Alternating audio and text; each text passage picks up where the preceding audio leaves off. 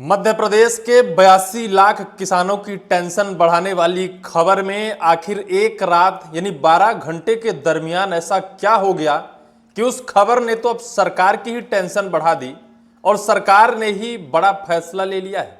हालांकि इससे पहले जो खबर आई थी, सरकार का फरमान आया था, उसमें आगामी आदेश की बात कही गई थी कि आगामी आदेश तक इसे स्थगित किया जाता है, खाद बिक्री में पूरी तरह से रोक लगाया जाता है। 14 अगस्त शाम 7 बजे से यह आदेश प्रभावी हो जाएगा और इसके बाद पूरे मध्य प्रदेश में लगभग 82 से 83 लाख किसानों के दिल की धड़कन तेज हो गई थी।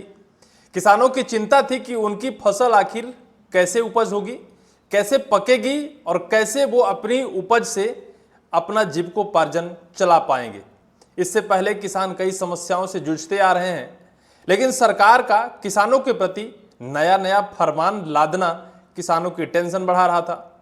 लेकिन अब सवाल सिर्फ यही है कि इतना जल्दी सरकार यू टर्न क्यों लेती है।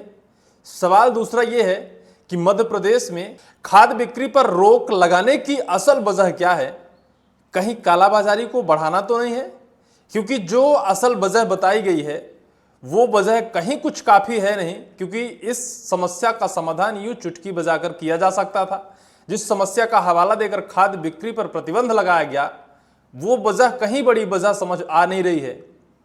और हमें यह लगता है, हालांकि इसको लेकर कोई आधिकारिक या फिर पुष्टि भरी खबर नहीं है, जिस तरह से सरकार ने खाद बिक्री पर मध्य प्रदेश में प्रतिबंध लगाया, उस वक्त से मध्य प्रदेश में खाद बिक्री या फिर खाद लेन देन में काला कारोबार बढ़ा है, काला बाजारी बढ़ी है। जो खाद 300 रुपए में मिल रही थी वो खाद बिक्री प्रतिबंधित होने के बाद सूत्रों की खबर से है कि 700 और 800 में यूरिया की खाद मार्केट में, प्राइवेट मार्केट में वो लोग बेच रहे थे जो गलत तरीके से खाद स्टॉक करके आज भी रखे हैं। और ऐसे में उन लोगों को ज्यादा उनके सर पर बोझ होगा जो किसान 300 की खाद 700 और 800 रुपए में खरीद रहे हैं। हालांकि सरकार को इसको लेकर भी कोई बड़ा अहम फैसला लेना चाहिए था और बड़ी निगरानी समिति बनाई जानी चाहिए थी कि कहीं से भी कोई एक दाना खाद ना खरीदे, क्योंकि खाद विक्रय की तिथि जो प्रतिबंधित की गई है उसकी समय सीमा नियत है, फिक्स है, आज से, कल से या परसों से मिलने लगेगी। लेकिन इस बीच उस खबर में या फिर उस आदेश में ऐसे कोई बात का जिक्र नहीं किया गया। ऐसा लग रहा था कि मानो किसानों से कोई सरोकार सरकार को नहीं है। साफ शब्दों में कह दिया कि भाई मैं नहीं बेचूंगा तो क्या कर लोगे, ऐसा कुछ माना जा रहा था, क्योंकि उसमें ऐसा ही कुछ लिखा था भाई कि मैंने आज 14 अगस्त शाम 7 बजे से पूरी खाद बिक्री में प्रतिबंध लगाया जाता है। आगामी आदेश तक, जब तक कोई नया आदेश नहीं आता तब तक यह प्रतिबंध रहेगा। लेकिन उसके बाद सरकार यू टर्न लेती है। कब लेती है? जब पूरे मध्य प्रदेश से किसानों के बीच हाहाकार मच जाता है, किसान संगठन सड़कों में आने की हुंकार लगाने लगते हैं, बकायदा सरकार को चेतावनी देने लगते हैं कि अगर फसल बर्बाद हुई तो इसकी जिम्मेदार सरकार होगी, और फिर सरकार को यू टर्न लेना पड़ता है।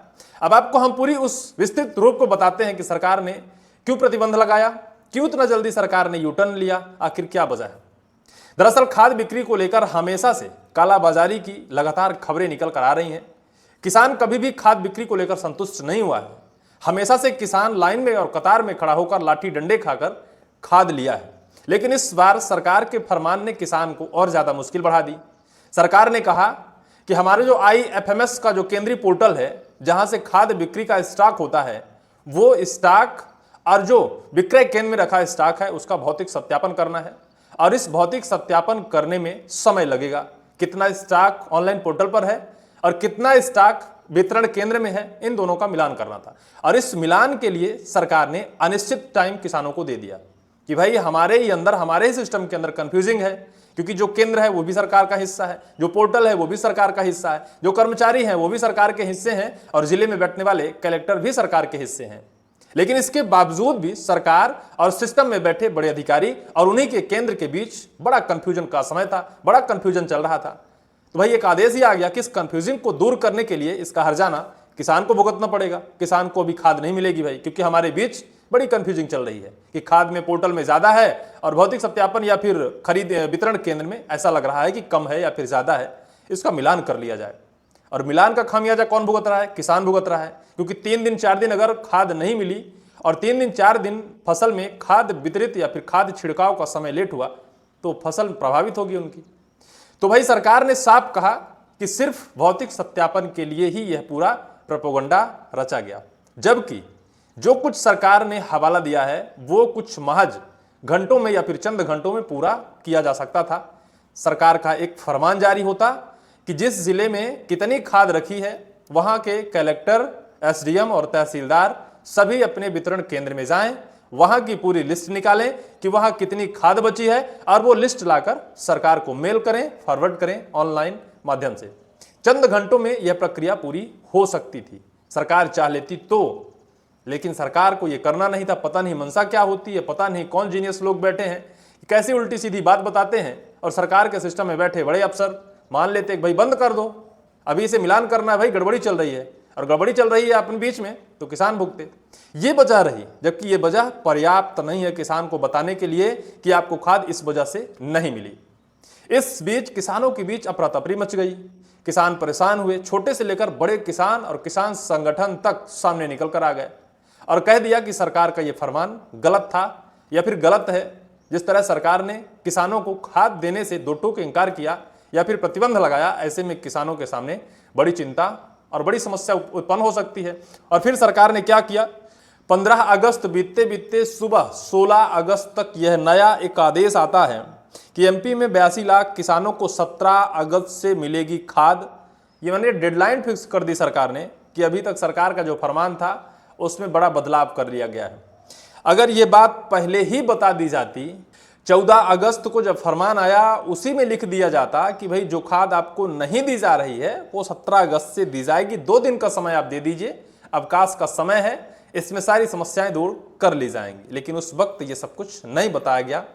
पीछे की वजह क्या है? क्या कहीं कालाबाजारी को बढ़ाना था? क्या कहीं कुछ चीज ऐसी चीजें हैं जिन्हें सरकार नष्ट करना चाहती थी, अपनी कुछ लापरवाहियां, या फिर किसानों के बीच कुछ ऐसी चीजें हैं जिन्हें अब भी सरकार छिपाना चाहती है या फिर कुछ बचाना चाहती है? इस पर भी कोई साफ और स्पष्ट रूप से नहीं कहा गया है।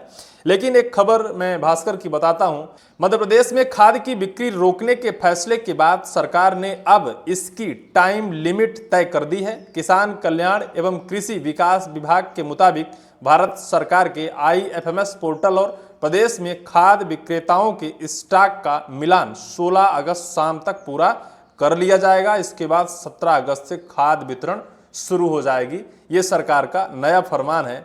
यूरिया की लिमिट अभी सरकार के पास 4.21 लाख मैट्रिक टन उपलब्ध है।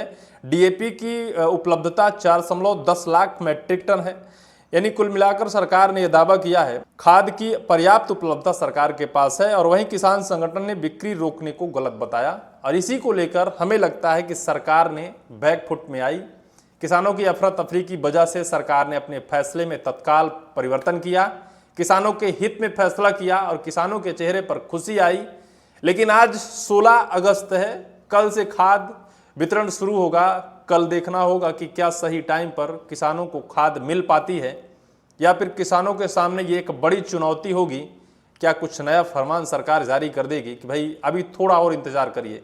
ये तो समय बता सकता है। लेकिन मैं उन किसानों से अपील करूंगा जो वास्तव में किसान हैं, वो लोग कमेंट सेक्शन पर कमेंट कर आप जरूर कहिएगा कि सरकार के इस फरमान के पीछे की वजह क्या हो सकती है और इस फरमान के बाद मध्य प्रदेश के किसान कितना बुरी तरह से प्रभावित हुए हैं। कमेंट सेक्शन पर कमेंट कर आप जरूर कहिएगा। इस वीडियो में सिर्फ इतना ही।